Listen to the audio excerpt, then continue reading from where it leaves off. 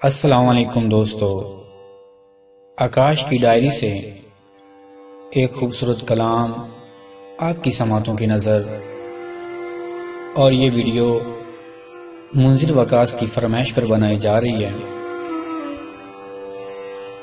तुम मेरी कौन हो, तुमसे है ताल्लुक कैसा, तुम किसी धुन में लिपटी हुई तन्हाई हो। तुम मेरी कौन हो, तुमसे है ताल्लुक कैसा, तुम किसी धुन में लिपटी हुई तन्हाई हो। मेरी शोहरत हो, दुआ हो, मेरी रुसवाई हो। बात करती हो, कभी चुप में बिखर जाती हो।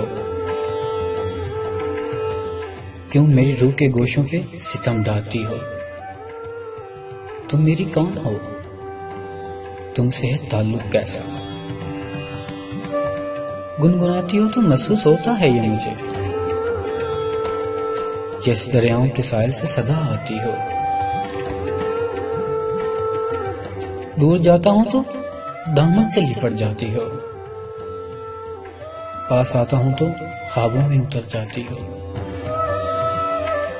तुम मेरे पास हो, ना दूर हो मेरे दिल से। तुम मेरी कौन हो, तुमसे है ताल्लुक कैसा। तुम मेरी कौन हो, तुमसे है ताल्लुक कैसा, तुम किसी धुन में लिपटी हुई तन्हाई हो।